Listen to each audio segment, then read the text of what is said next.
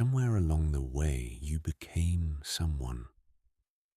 You have a personality now, tastes, fears, the things that move you, and the things you can't stand. A voice in your head that sounds like you.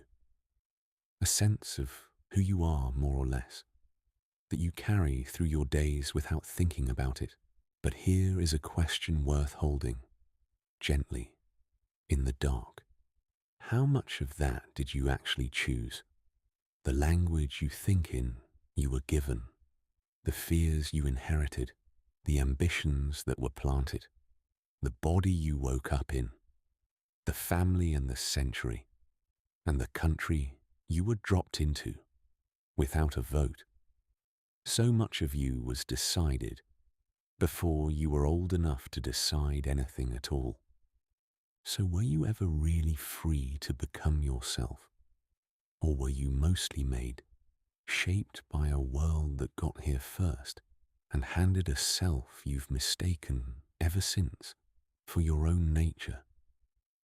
There was a philosopher who spent her life inside that exact question and who gave one of the wisest, warmest answers anyone has offered.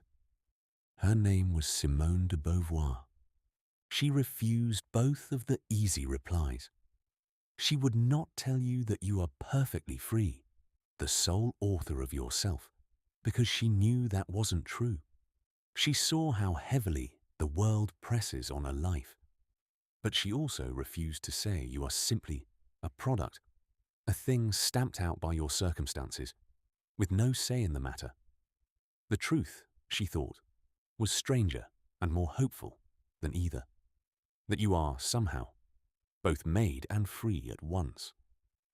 Over the next while, we'll follow her thinking, slowly, toward that idea, and the question you arrived with may feel very different by the end. So let's begin. Simone de Beauvoir was born in Paris in 1908 into a respectable, religious, bourgeois family. Exactly the kind of upbringing that quietly tells a child who she is supposed to be. She was devout as a girl, and then as a teenager, she lost her faith entirely in a single clear-eyed moment and never looked back. It left her with a lifelong hunger to work out, for herself, how a person ought to live, with no heaven and no rule book to lean on. She was brilliant and driven in a world that did not expect brilliance from young women. She studied philosophy at the Sorbonne, and in 1929 she sat the brutal national examination in philosophy, the aggregation, and placed second in all of France. She was 21, the youngest person ever to pass it. The person who placed first was a young man named Jean-Paul Sartre, and the examiners reportedly argued over which of the two truly deserved the top mark. That meeting began the partnership of her life. She and Sartre would remain bound to each other for over 50 years in a famously unconventional arrangement, never married, never living quite a conventional life. And here is something it is important to say clearly, because history has so often gotten it wrong. Beauvoir was not Sartre's student, or his shadow, or his helper. She was his equal, and on the questions of ethics and real human life, arguably his better. She resented all her life being filed away as the woman beside the great man. She was a great philosopher in her own right. She wrote novels that won France's highest literary prizes. She wrote memoirs of extraordinary honesty. She wrote a book on growing old, and a book that would change the world. And underneath all of it ran one project: to take the cold, brilliant idea of human freedom and make it livable. To ask not just whether we are free, but how to be free well in a real world, among other people, inside bodies and histories we did not choose. She died in Paris in 1986, and was buried beside Sartre. And the question she kept returning to, her whole life, is the one we're holding tonight. Not simply, are you free? But the harder, more human version. Were you ever free to become yourself? To answer it, she had to correct the man she'd spent her life arguing with. To understand Beauvoir, it helps to stand for a moment where Sartre stood. He had said that a human being is radically free, that there is no fixed nature, no blueprint, that we are nothing but what we make of ourselves. A thrilling, vertiginous idea. Beauvoir agreed with the heart of it, but she thought very gently that it floated a little too high above the ground, because in Sartre's purest version, freedom can sound almost weightless, as if any of us, at any moment, could simply choose to be anything at all. And Beauvoir, looking honestly at actual human lives, knew it was not so simple. The factory worker is not free in the way the wealthy heir is free. The child born into hunger is not standing in the same open field of choice as the child born into comfort. To tell them they are all equally, abstractly free would be almost a cruelty. So she made one adjustment, small to say, enormous in its consequences. Yes, she said, you are free, but your freedom is always situated. It is real, but it is never abstract. It is exercised from somewhere, from inside a particular body, a particular time, a particular class, a particular family, a particular tangle of other people who were already here, with their expectations before you arrived.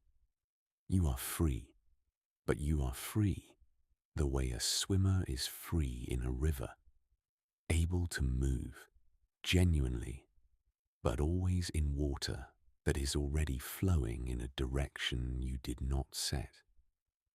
This is the idea that runs underneath her most famous sentence, the one nearly everyone has heard. One is not born, but rather becomes a woman. Set the specific word aside for a moment and feel the deeper claim it rests on. One is not born, but becomes. Nobody arrives finished. Nobody is simply, by nature, the self they end up being. We are made, slowly, by the world and by our own choices, woven together so tightly that it is almost impossible to say where the world's work ends and ours begins. And that is the knot at the center of tonight's question. Because if you became yourself, rather than being born yourself, then the question of how free that becoming was suddenly matters enormously. How much of who you are was chosen, and how much was simply handed to you in the dark before you could refuse. Beauvoir's answer is not a number. It is a way of seeing.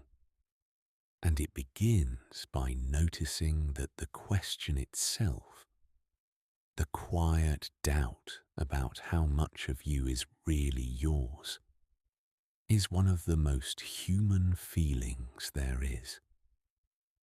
Have you ever caught yourself in a reaction, a flash of anger, a particular fear, an opinion you hold firmly, and wondered for just a second where it actually came from? Whether it was ever really yours, or whether you absorbed it so early and so completely that it only feels like your own. It is a strange and slightly vertiginous feeling, and Beauvoir thought it pointed at something true. So much of what we call our self was poured into us before we had any say. The language you think your most private thoughts in was handed to you. Your sense of what is normal, what is possible, what is allowed, shaped by a particular family, in a particular place, in a particular moment in history. Your fears were often someone else's fears first. Your ambitions were frequently planted by people who needed you to want certain things. We rarely look at this directly because it is unsettling. We prefer to feel that we authored ourselves, that our tastes are simply our tastes, our beliefs simply true, our personality simply us. The suggestion that we were largely written by forces outside us can feel like a kind of theft. But Beauvoir did not raise this to depress anyone, any more than to excuse anyone. She raised it because she thought clarity was the beginning of freedom. You cannot reclaim authorship of a life you refuse to see clearly. And the clear-eyed truth is this: you were shaped deeply. That is not a flaw in your life. It is the human condition. We are all of us made before we make. The real question, she thought, is not whether you were shaped. You were, everyone is. But what you are going to do about it now, knowing that you were. And to answer that, she had to look hard at the strange double nature of what a human being actually is. Beauvoir gave her ethics a name that captures the whole of her vision. She called it an ethics of ambiguity. An ambiguity, for her, was not confusion or vagueness. It was the deep, permanent doubleness of being human. Look at what you actually are. You are free, and you are bound. You are a mind that can imagine anything, and a body that ages, hungers, and will one day die. You are a subject, the center of your own world, the one for whom everything matters. And at the same time, to everyone else, you are an object, a face in their crowd, a thing in their world. You are utterly singular, unrepeatable, and you are woven so tightly into other people that you can barely be understood apart from them. You are in every direction at once, two things that seem to contradict. Most of human unhappiness, Beauvoir thought, comes from trying to escape this doubleness, from grabbing one side of it and pretending the other isn't there.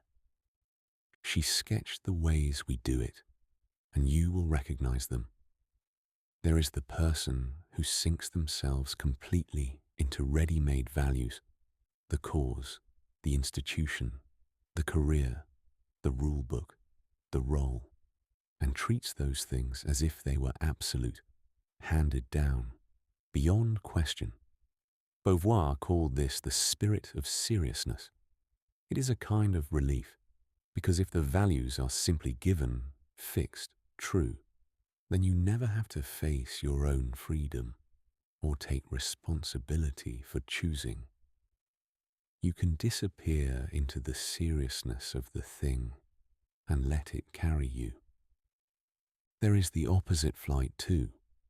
The person who, having noticed that nothing is handed down and guaranteed, leaps to the conclusion that therefore nothing matters at all. The nihilist, who treats the absence of a rule book as permission for indifference and tries to escape the weight of freedom by deciding in advance that no weight is real. Each of these, and the others she described, is a way of fleeing the ambiguity, of trying to be only free, or only determined, only a sovereign mind, or only a helpless thing. And each one fails, because we are never only one side. We are the ambiguous creature, both at once, all the time. And here is her quiet, radical turn. The answer is not to resolve the ambiguity. It cannot be resolved. It is simply true. The answer is to embrace it, to live as the double thing you actually are, to accept that you are made and free, bound and choosing, a body and a project, alone and bound to everyone. Authentic life, for Beauvoir, begins the moment you stop fleeing that doubleness and start living from inside it. Which sounds well and good, until someone raises the hardest objection of all. Because surely, some of who you are really isn't a choice at all. Here is the honest pushback, and Beauvoir takes it more seriously than almost any existentialist before her. Aren't we simply made by our upbringing, by the society that raised us, the era that surrounds us, the body we were issued? Isn't all this talk of freedom a luxury? Easy to say, hard to feel when you look at how thoroughly people are shaped by where they come from. Beauvoir does not wave this away. In fact, she insists on it more firmly than Sartre ever did. The situation is real. It is powerful. Indeed, this is crucial, and it is where she becomes most herself. Some situations genuinely take freedom away.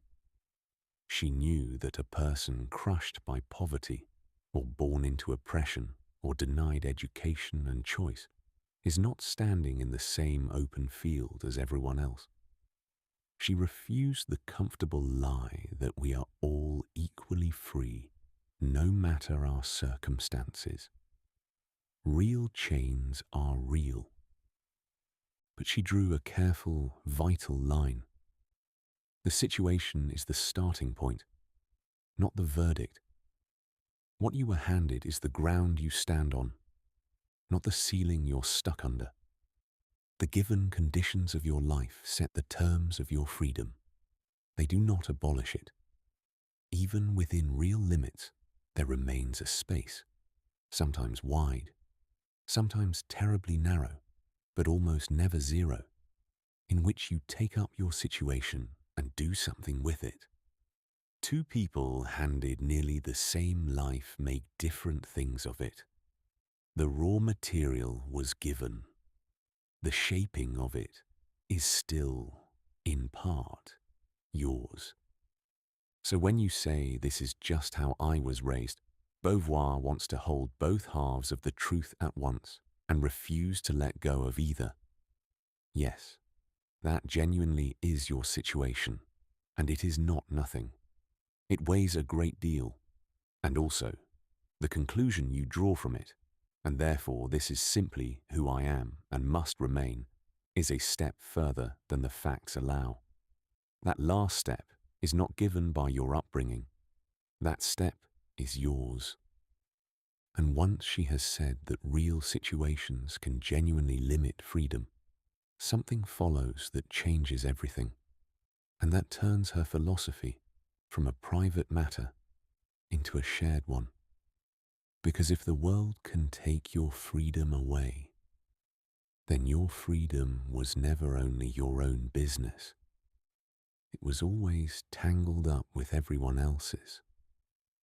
But first, her most famous and most misunderstood demonstration of how a self gets handed to us in the first place. In 1949, Beauvoir published the book that made her famous around the world, a vast, searching study of how one particular kind of self gets constructed. It opens onto her single, most quoted line. One is not born, but rather becomes a woman. Now, that book is specifically about the lives of women, and it became a foundation of modern thought about them. But underneath its specific subject lies a universal insight, and it is the universal insight that belongs to tonight's question. Beauvoir's deep claim was this: a self can be handed to you, not by nature, by the world. You can be defined from the outside in relation to a norm you did not set, slotted into a role in a story about who you are and what you're for, long before you have any chance to weigh in. And then, here is the haunting part. You can grow up so thoroughly inside that handed-down self that you mistake it for your nature. You feel it as simply, deeply you. She borrowed an old word to describe the position, to be made into the other, to be defined not on your own terms, as the center of your own life, but in relation to someone else's, as the variation, the exception, the second thing. And while she traced this with extraordinary care in the lives of women, the structure it reveals reaches into every life. Almost all of us are handed early a story about who we are allowed to be by a family, a class, a culture, a moment in history. Quiet expectations, a script we didn't write, a set of doors that were marked open or closed before we could read the signs. And the trap, the thing Beauvoir saw so clearly, is not simply that the script exists.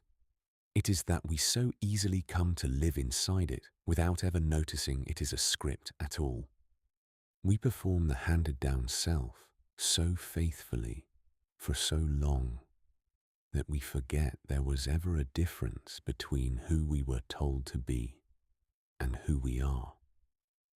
So when you ask tonight, were you ever free to become yourself?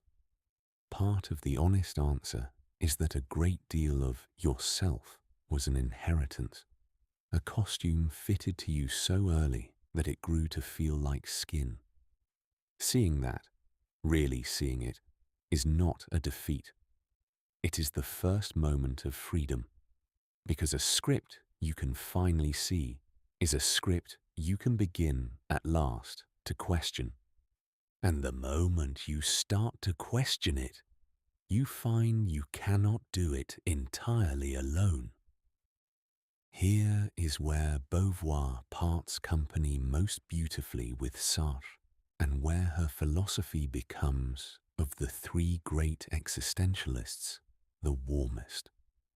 Sartre, you may remember, looked at other people and saw mostly conflict, the gaze that turns you into an object, the famous line, "Hell is other people." For him, the presence of others was, at bottom, a kind of competition between freedoms, a threat to manage. Beauvoir looked at the very same fact and saw something almost opposite. Yes, she agreed, other people can objectify us, judge us, define us. But she also saw that we need them, not as a weakness, but as the very condition of being free at all. And she drew from this a conclusion that turned existentialism for the first time into a genuine ethics. Her reasoning runs like this: to will your own freedom honestly, to truly want to be free, is to value freedom itself as a thing worth wanting. But you cannot coherently treasure your own freedom while being indifferent to everyone else's. The moment you say freedom matters, you have said it matters everywhere, in everyone. And so, she wrote, to will oneself free is also to will others free. Your freedom and the freedom of every other person are not in competition. They are bound together. A world in which others are unfree is a world in which your own freedom is diminished, hollowed, made lonely and false. Feel how completely this reverses Sartre's picture. Freedom is no longer something you guard against others, in a room with no exit. It is something you can only fully have with others, and on behalf of others. The most free you can be is not the most isolated. It is the most generously, actively committed to the freedom of the people around you. This is why Beauvoir could not stay in pure philosophy.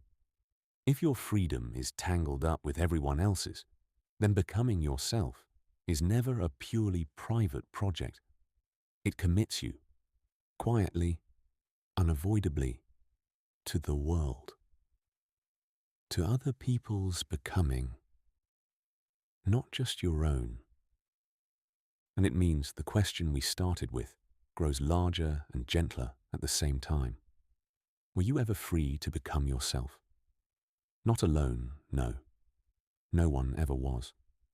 We become ourselves the way we become anything. Together, among others, handed and handing in turn. Which raises one last dimension we have not yet touched. Because becoming yourself is not something that happens once. It happens across an entire life. We tend to imagine becoming yourself as something that happens once, somewhere in youth, that you sort yourself out, settle into who you are, and then simply remain that person. Beauvoir knew better. She knew that becoming has no finish line.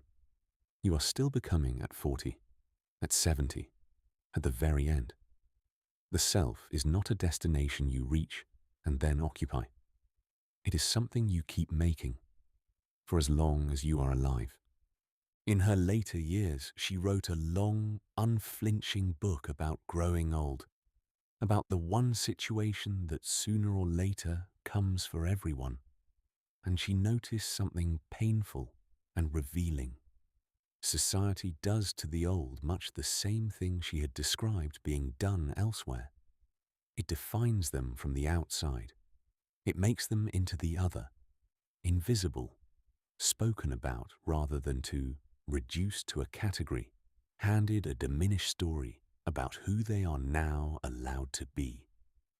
The old person is so often told by 1,000 small signals that their becoming is finished, that they are now simply a fixed and fading thing.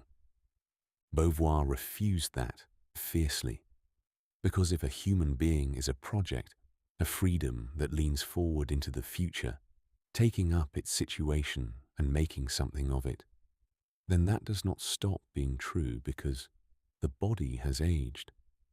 To be alive at all is to still be reaching toward what comes next, still choosing what your life will have meant, still becoming. The shape of the freedom changes with the situation, narrows in some ways, deepens in others, but it does not vanish. The person at the end of a long life is no less the author of its meaning than the person at the start. And there is something quietly steadying in this, especially in the dark, especially when the day's worries about time and change and what you've made of your life grow loud. You are not late. You have not missed the window. Becoming yourself was never a thing you were supposed to have finished by now. It is the lifelong work of taking up whatever situation you are in. This one, tonight, exactly as it is, and making something of it that is yours. And that work is available to you at every age, right up to the end. But before all of this is gathered into an answer, it's worth following these ideas down into the texture of an ordinary life, into the serious roles we hide in, the world we were handed as children, the body and the future it reaches toward, love and friendship and work, and what it asks of us to live freely among others. We've spoken about ambiguity, the doubleness of being both free and bound, and about how much of unhappiness comes from trying to flee it. It's worth slowing down on the most common escape of all, because Beauvoir thought nearly everyone lives inside it for stretches of their life. She called it the spirit of seriousness. Here is how it works. Faced with the dizziness of being free, of having to choose, with no rulebook handed down from the sky, a person reaches for something solid to disappear into. A cause, a career, a faith, a nation, a role. And they treat that thing not as a choice they are making, but as an absolute, fixed and given, beyond all question. The serious person does not say, I have chosen to give my life to this. They say, this simply matters more than anything in itself. And so I have no choice but to serve it. And you can feel the relief in that, because it is the same relief we keep meeting. If the value is simply, absolutely real, handed down, not chosen, then you never have to face your own freedom. You never have to take responsibility for deciding what matters. You can pour yourself into the serious thing and let it carry the unbearable weight of choosing for you. It wears 1,000 modern costumes. The person who becomes their job so completely that a bad quarter feels like a threat to their soul. The one who sinks into a movement or an ideology and lets it tell them what to think about everything, so they never have to think it through themselves. The one who treats money or status or productivity as if it were an absolute good that needs no justification. In each case, the move is the same. Take something you have chosen to value and disguise it as something that simply, unquestionably matters, so that your freedom can quietly go to sleep. Beauvoir was not saying that causes and work and devotion are worthless. Far from it. She was saying that the seriousness is a lie, the pretense that the value is given rather than chosen, absolute rather than yours. And the cost of that lie is steep, because a person who has hidden inside a serious thing has handed away the very freedom that could have made the devotion genuinely theirs. Now, this flight into the serious world is not something we invent as adults. We learn it at the very beginning, because the first world any of us ever lived in was a world where everything seemed serious, fixed, and given. The world of childhood. Think back as far as you can to being very small. To a child, the world arrives already finished. The rules are simply the rules. The adults are nearly gods. They know things. They decide things. Their word is how reality works. Right and wrong. What is done and what is not done. Who you are and what is expected of you. All of it comes down from above, solid and unquestionable, like the furniture of the universe. Beauvoir thought this was one of the most revealing facts about human life, that we all begin inside a ready-made world. The child does not yet experience freedom, because everything has already been decided, and there is a real shelter in that. To live in a world where the values are simply given, where someone larger and wiser is holding the whole structure up, is a kind of warmth, a kind of safety. The child is, she said, spared the anguish of freedom, because the child does not yet know there is anything to choose. And then, somewhere in adolescence usually, the structure cracks. You begin to notice that the adults do not actually know, that they are improvising, frightened, uncertain, making it up as they go, just as you will. That the rules you took for the bedrock of reality were made by people, ordinary, fallible people, and could have been made otherwise. The ground that felt absolute turns out to be a set of choices, dressed up as facts. This is one of the great hidden earthquakes of a human life, and Beauvoir treated it with enormous seriousness, because the discovery that the given world was never simply given, that it was handed to you and could be questioned, is the very birth of freedom, and it arrives, almost always, with a wave of vertigo. If no one is holding the structure up, if the values were never absolute, then it falls to you to decide what to stand for. That is thrilling and it is terrifying, and most of us, faced with it, feel the pull to run straight back into some new serious world that will hold the weight for us again. But this is also exactly where the question of tonight lives, because so much of the self you became was laid down in that early, ready-made world, absorbed before you knew it could be questioned. To ask whether you were ever free to become yourself is, in part, to go back and look honestly at what you were handed before you could refuse it. And one of the very first things you were handed, before any value or rule, was a body. Of all the things you did not choose, the most intimate is the body you woke up in. Its height, its face, its strengths and frailties, its particular way of moving through the world, the era and the place it was born into. None of it was up to you. And for a philosophy of freedom, the body poses a sharp question. If you are this given, particular, aging, vulnerable body, in what sense are you free at all? Beauvoir's answer is one of her most quietly profound ideas, and it reaches far beyond any single life. The body, she said, is not simply a thing. It is a situation.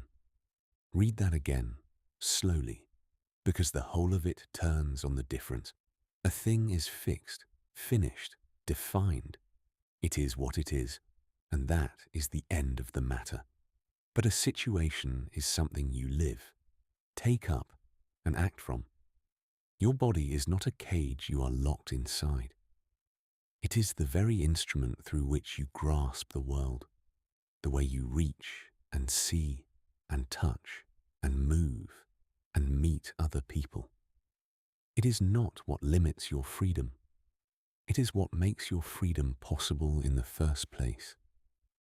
And this changes how we hold every given fact about ourselves.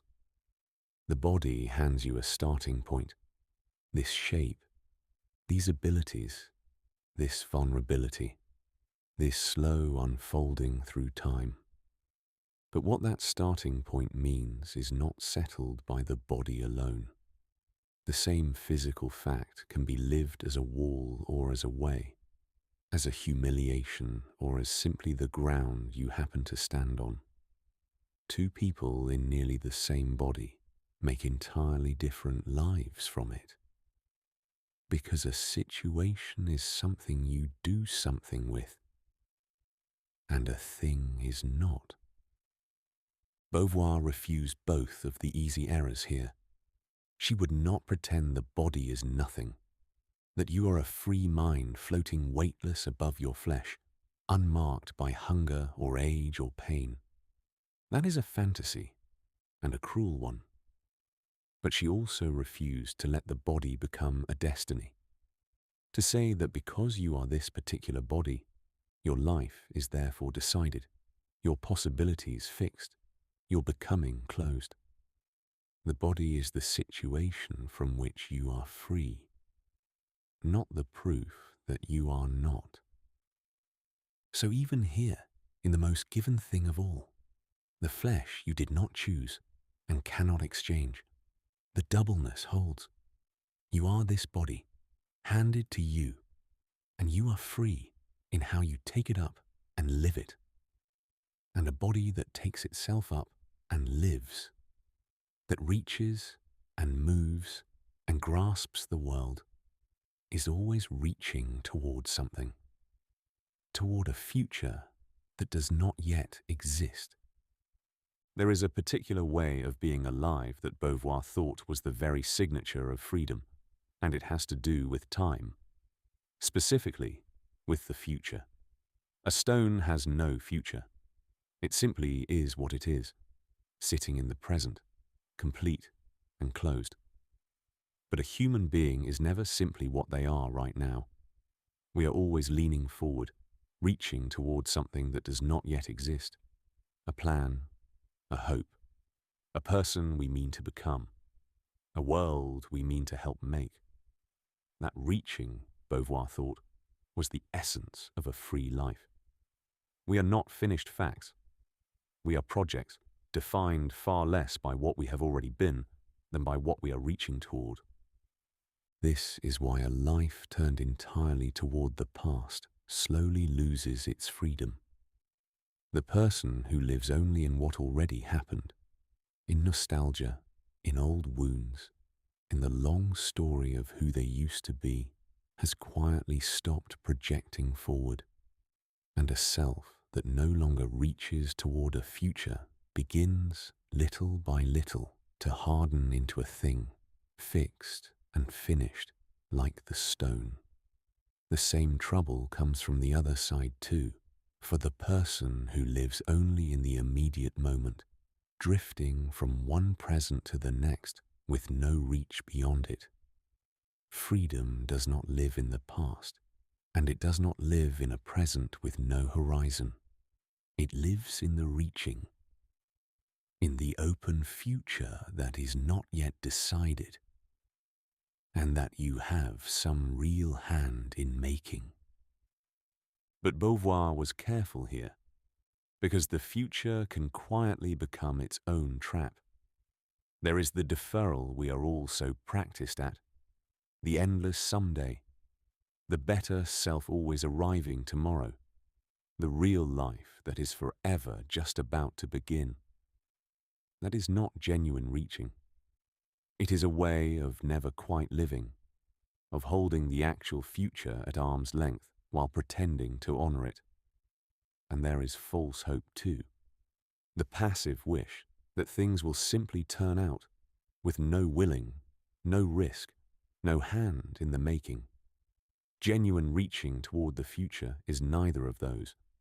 It is active, it commits, it takes up the present exactly as it is, and leans it towards something you are willing to work for and might still not get. And the future you reach toward, she knew, is never only yours, because the deepest of all the futures we lean into is a shared one, a life built with other people, projects that need other hands, a world that will outlast you, and that you help to shape for those who come after. To reach forward at all is, in the end, to reach toward others, which is why the most intimate future of all is another person, someone you choose and keep choosing to build a stretch of the road with, which is to say, love. Beauvoir wrote about love with unusual honesty, partly because she had watched up close how easily it becomes the place where a person quietly gives their freedom away. She described a particular danger, one laid especially heavily on women in her time, but recognizable in anyone who has ever loved too completely. It is the temptation to make another person the center of your world, the source of all your meaning, and slowly to dissolve yourself into them, to stop being a free self with your own projects, and to become instead a kind of moon with no light of your own, shining only with the borrowed glow of the beloved. The one who loves this way hands over the authorship of their life. They live through the other. They make themselves, in Beauvoir's terms, the inessential one, a satellite, an echo, an object orbiting someone else's freedom. And it can feel, from the inside, like the height of love, like devotion, like the most romantic thing in the world. But Beauvoir saw it for what it was, another flight from freedom, wearing love as its disguise. Because a self that has dissolved into another has not loved more fully. It has simply found a beautiful way to stop having to be free. She set against this a different and harder picture of what love can be. Authentic love, she thought, is not one freedom swallowing another, and not one person becoming the ground the other stands on. It is two freedoms turning toward each other and choosing again and again to support one another's becoming, not wanting the other smaller, safer, more contained, but wanting them larger, freer, more fully themselves. Two people who remain two, standing side by side, each the author of their own life, choosing to make part of that life shared. That is far more demanding than dissolving into someone. It asks you to keep your own freedom while honoring theirs, to love without disappearing, and to let yourself be loved without asking the other to disappear either. And it points back gently at the whole of tonight's question. Because becoming yourself was never something you could do by handing yourself over to another person, however much you love them. It is something you do as a free self, among other free selves. And love is not the only bond with that power to either shrink us or set us free. There is a quieter one we rarely stop to examine: friendship. We talk endlessly about romantic love, and almost never about friendship. And yet Beauvoir thought friendship might be the clearest picture of freedom shared that we ever get. Because friendship, at its best, asks for none of the things that love so often demands. A friend does not need to possess you, or to be the center of your world, or to have you orbit them. A friend simply stands beside you, looking out at the world together, each of you with your own life, your own projects, your own becoming, and chooses, freely and without claim, to walk part of the way with you. There is no fusion in it, no dissolving. Two people remain entirely two, and the bond is all the freer for it. Nobody is asked to disappear. Nobody is reduced to a satellite. And that is exactly the relation Beauvoir's whole ethics points toward. Two freedoms that recognize each other, neither trying to capture or diminish the other, each genuinely glad of the other's flourishing. Friendship asks you to be happy at another person's freedom, even on the days it carries them somewhere away from you. It is freedom in its gentlest and least possessive form. And it is, quietly, one of the great supports of becoming yourself. Because a true friend sees you, not the handed-down self, not the role or the costume, but the person underneath, the one still becoming, and holds that seeing steady, so that on the days you cannot see it yourself, it is being kept safe for you.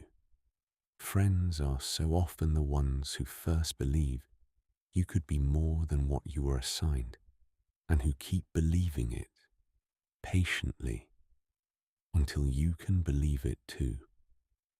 They are witnesses to a freedom you might otherwise forget you ever had.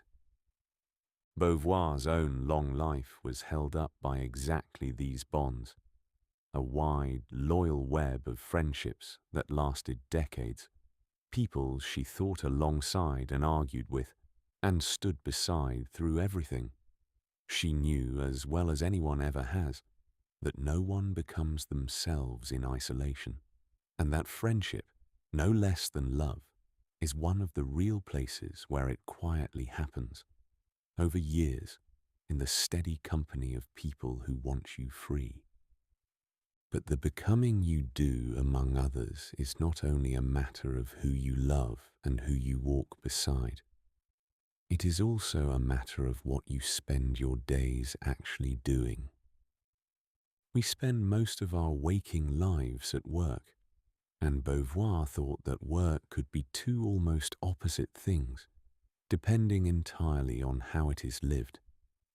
She drew a distinction that runs underneath the whole of her thinking, between a life of mere repetition, closed in on itself and going nowhere, and a life of projects, reaching forward, opening onto a future you are helping to make. The difference between those two is one of the quiet hinges of a free life. Work can be pure repetition, the same tasks, endlessly, maintaining things without ever building anything, hours that close behind you and leave no mark, labor that exists only to be done again tomorrow exactly as it was done today. Beauvoir saw, with real sympathy, how many lives are confined to precisely this, very often by circumstances the person never chose. She never once pretended that confinement was the worker's own fault. But she also saw that work can be the opposite of all that. A genuine project, a reaching towards something that did not exist before, a way of putting yourself into the world and leaving it changed. The very same hours, depending on whether they reach forward or only repeat, can be a cage or a road. And the danger she named in the serious world returns here in a particular costume. It is entirely possible to pour yourself into work so completely and to treat it as such an unquestionable absolute that the work becomes a hiding place from your freedom rather than an expression of it. The person who has become their job so totally that they no longer even ask whether it is theirs to choose has not found a reaching, forward-leaning life. They have found a very busy, very respectable way of not being free. So Beauvoir would ask of your work the same gentle, searching question she asked of everything else. Is it a project, or is it a hiding place? Does it reach toward a future, toward others, toward something you are genuinely making? Or does it only repeat and shelter you from the weight of choosing? You need not love every hour of it. Almost no one does, and she would never demand it. But somewhere in how you spend your days, she thought, there ought to be a reaching, a place where your freedom actually puts itself into the world, rather than merely passing the time until the world is done with you. And reaching into the world like that, in work or in love or in friendship, eventually asks of us the most demanding thing of all. If becoming yourself means taking up your situation and making something of it, then at some point the thinking has to become a doing. You have to act. And action, Beauvoir knew, is frightening. Because to act is to commit, to risk being wrong, to step out of the safe, ready-made world and put something of yourself into a future you cannot control. She was wary of two ways this goes astray. The first is never acting at all, staying forever in deliberation or in the sheltered seriousness of a given role, so that you never have to stake yourself on anything real. The second is subtler, and she described it as a particular kind of person, the one who throws himself into action and adventure for its own sake, who loves the thrill of conquest and movement, but who stays coldly indifferent to what his action means for anyone else. He is bold and free in a way, but his freedom is hollow because it cares for nothing beyond itself. He treats the whole world and everyone in it as merely the raw material for his own escapades. Genuine freedom for Beauvoir lies between these, and it has a name: engagement.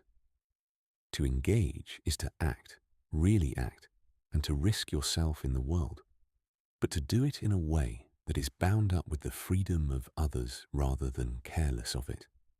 It is to throw yourself into something that matters, knowing you might fail, knowing you cannot be certain, and to do it as one free person among others whose freedom you hold as dear as your own. This is why, for Beauvoir, becoming yourself could never be a purely inward private affair, a matter of self-discovery in a quiet room. The self is made in action, out in the shared world, in the risks you take and the commitments you keep and the way your freedom reaches toward other people's. You do not first find out who you are and then go act. You act and risk and engage, and the self takes shape in the doing. And to act among others, as one free person among many, raises a question Beauvoir never let herself avoid, the question of those others, and of a world that is not always free. Beauvoir's ethics asks more of you than your own authenticity, and this is what sets her apart. Because she had already insisted that real situations can genuinely crush a person's freedom, that poverty and oppression and a world arranged against you are not excuses but facts. She could not stop at telling each individual to claim their own freedom and leave it there. If your freedom is real, another's freedom can be taken from them by the world, then your freedom and theirs are bound together, whether you like it or not. Here is the reasoning, and it is quietly relentless. To will your own freedom honestly is to treasure freedom itself, to say that it matters, that it is among the things most worth wanting. But you cannot coherently treasure freedom in your own case and shrug at its absence everywhere else. The moment you say freedom is precious, you have said it is precious in everyone. And so a person who is genuinely free, in Beauvoir's sense, finds themselves caring, actually caring, whether the people around them are free too. This is why she had no patience for the figure who imagines he has freed himself by rising above others or by dominating them. The tyrant, the one who secures his own power by closing the doors on everyone else. Beauvoir saw him not as supremely free, but as deeply diminished because he has betrayed the very thing freedom is. To deny another person's freedom is to make a lie of your own. You cannot stand on someone to become tall and call it standing. And so becoming yourself, carried all the way through, opens outward. It stops being a private project of self-realization and becomes something closer to solidarity. The quiet recognition that you are bound to everyone else who is trying, under their own weight, to become themselves. Not charity handed down from above, fellowship between equals, all of us situated, all of us reaching. Your freedom was never meant to be hoarded. It was meant to make room. Which forces a question that may have been nagging underneath all of this. If the measure of a life is freedom, not comfort, not safety, not ease, then what about happiness? Isn't the whole point in the end simply to be happy? It is the most natural objection in the world. After all this talk of freedom and becoming and risk, isn't it simpler than that? Isn't the point just to be happy? Beauvoir was famously, bracingly suspicious of that word. Not because she was against joy. She loved life greedily, ate it up, wanted everything from it.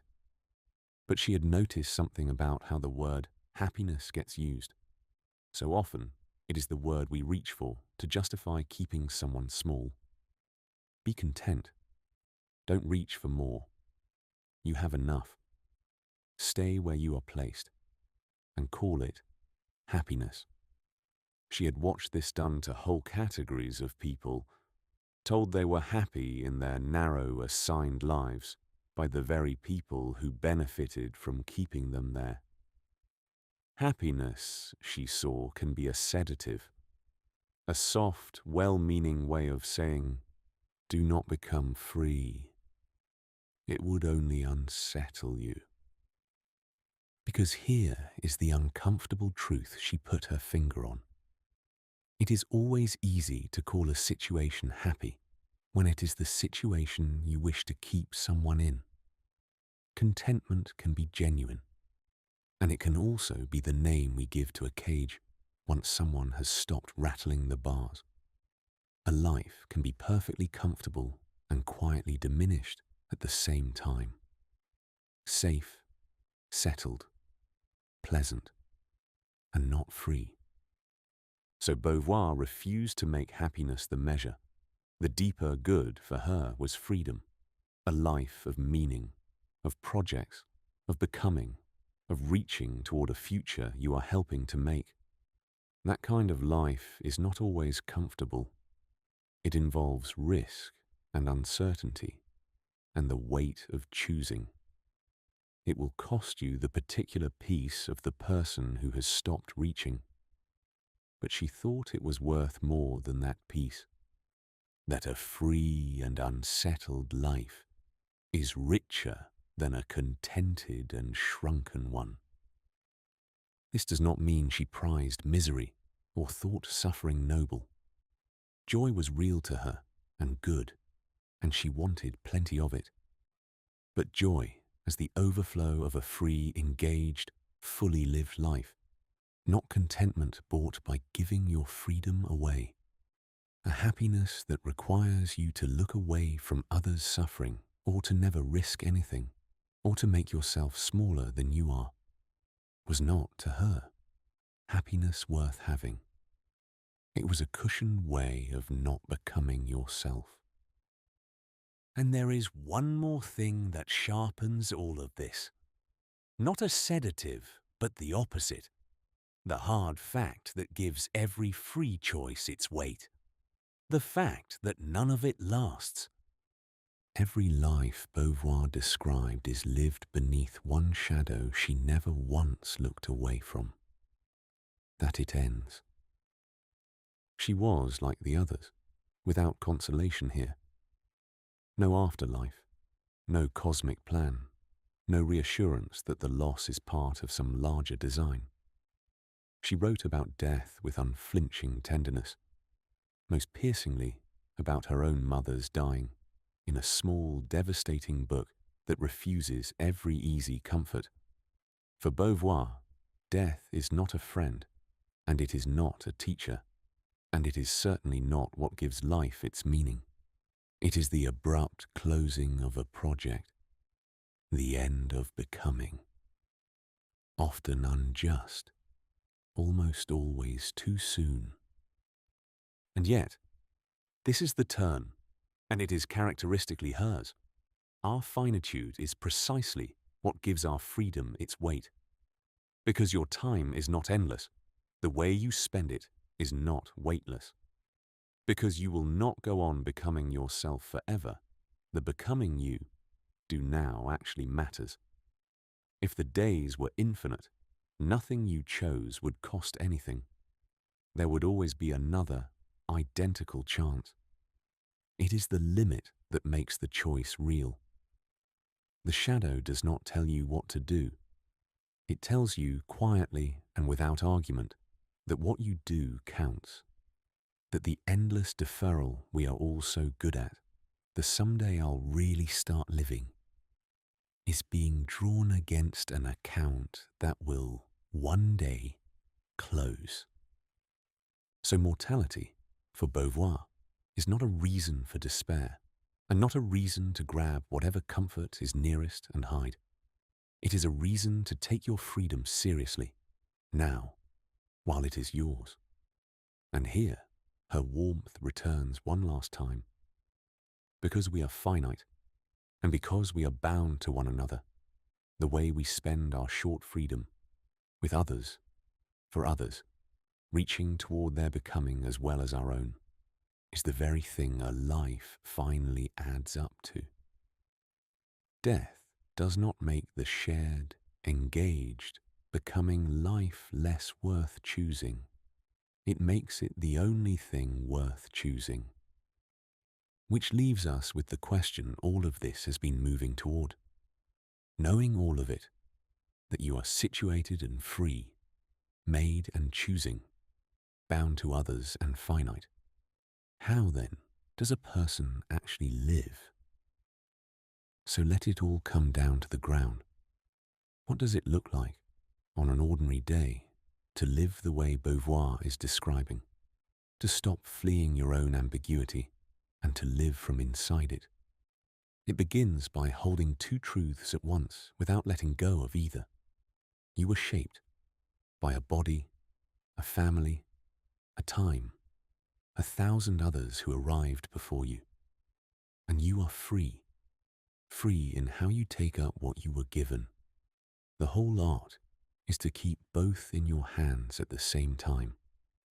The moment you drop the first, you become arrogant, pretending you made yourself from nothing. The moment you drop the second, you become passive, pretending you are only a product with no say. Wisdom, for Beauvoir, is the steady refusal to drop either one.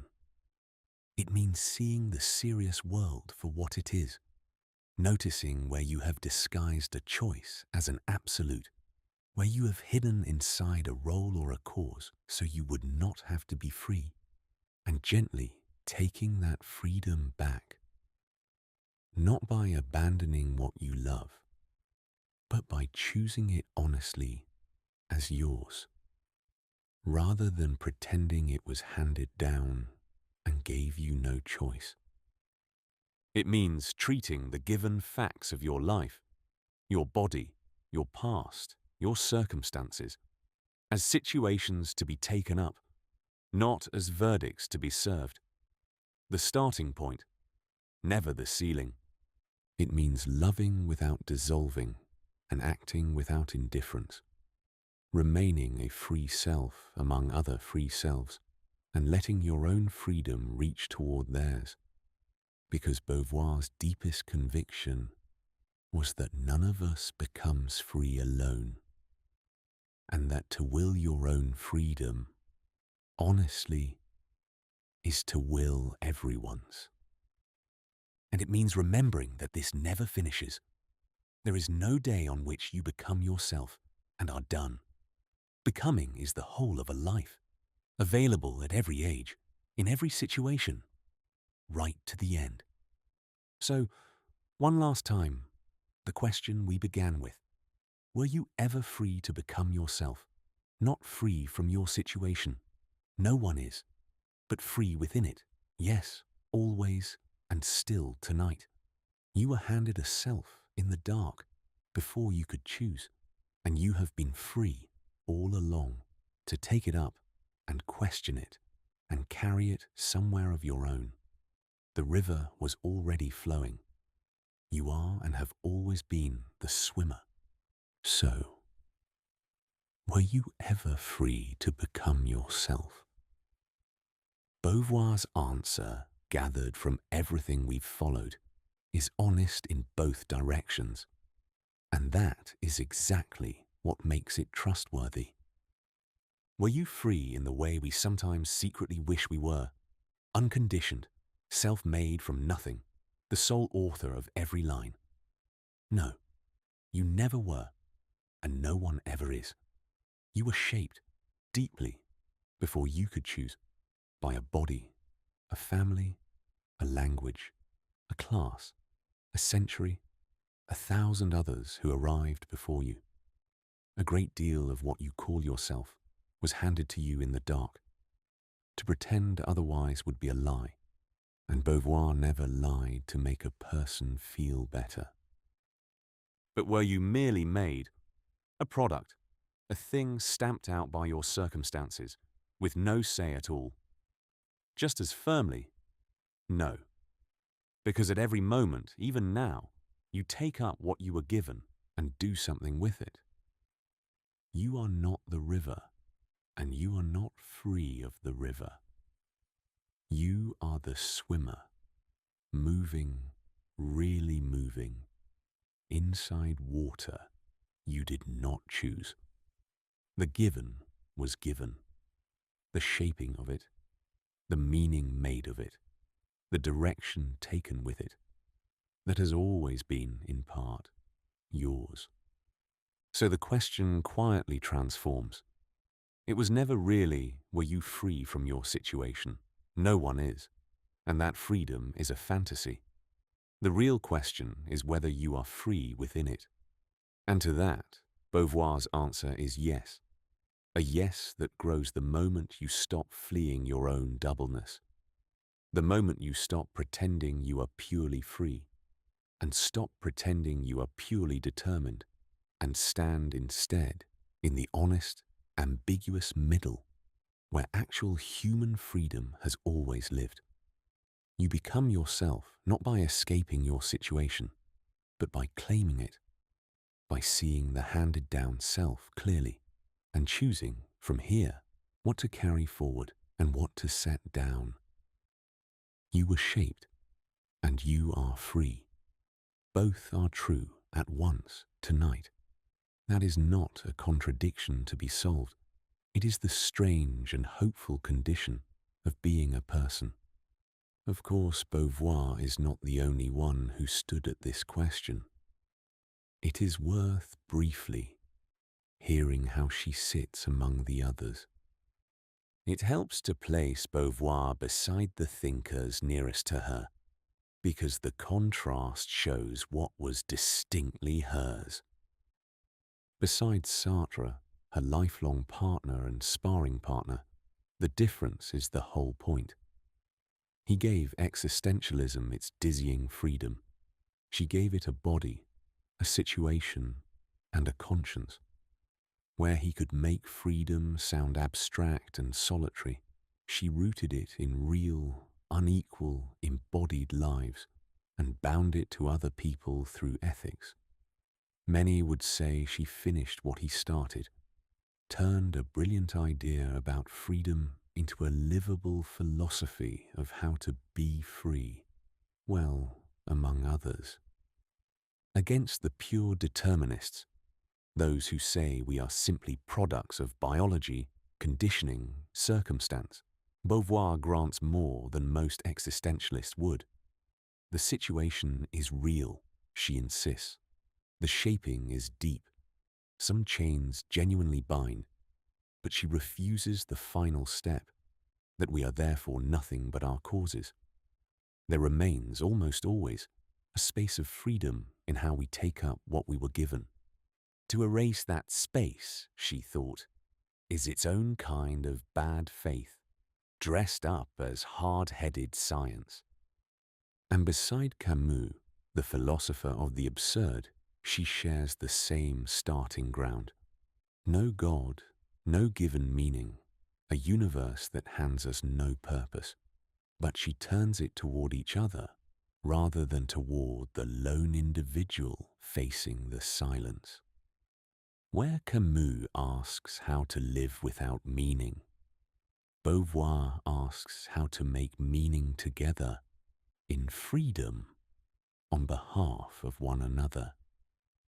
The honest conclusion is that Beauvoir does not simply win some argument, but of all of them, she may be the one who makes the philosophy most possible to actually live, embodied, ethical, shared, and kind.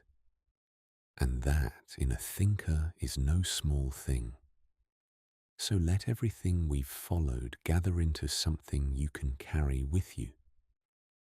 Beauvoir's starting point was the most honest one available. You were shaped. Before you could speak, before you could choose, before you knew there was anything to choose, the world went to work on you. A body, a family, a language, a time, a place, a whole crowd of others who got here first and were already deciding what kind of person you would be.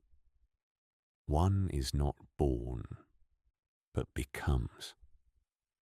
A great deal of who you are was handed to you in the dark, and that could have been a sentence of despair, except that she saw the other half just as clearly. You were never only made. You are the ambiguous creature, the double thing, bound and free, given and choosing, a body and a project, alone and woven into everyone. And the freedom in you is not the fantasy of starting from nothing. It is the real, quiet power to take up whatever you were handed and make something of it that is yours. She added one more thing, the warmest of all, that this becoming is not a solo act. Your freedom is bound to everyone else's. To truly will your own is to will theirs too. You become yourself among others, on behalf of others. And it is a work that never finishes, that stays open and available right to the end of a life. So, were you ever free to become yourself? Not free from your situation, no one is, but free within it, yes. Always, still, tonight. You were shaped, and you are shaping. You were handed a self, and you are free to take it up and carry it somewhere new. The river was already flowing when you arrived, but you, all along, have been the swimmer, and you still are. Thank you for listening. If this stayed with you, the question it leaves is not one that gets answered once and then put away. Beauvoir thought a self was something you keep taking up again and again your whole life through. Never finished, never simply given, always partly yours to make. If you'd like to go further, the doorways into Beauvoir are rich. The ethics of ambiguity, where she lays out this whole vision of freedom and doubleness. The second sex, her vast study of how a self gets constructed. The coming of age, her unflinching book on growing old. And her memoirs, beginning with Memoirs of a Dutiful Daughter, where you watch a brilliant young woman slowly refuse the life she was handed and choose her own. One last thought to rest on. Of everything she wrote, this may be the line that holds it all. To will oneself free is to will others free. Your freedom was never meant to be carried alone. Hold on to that. Until next time.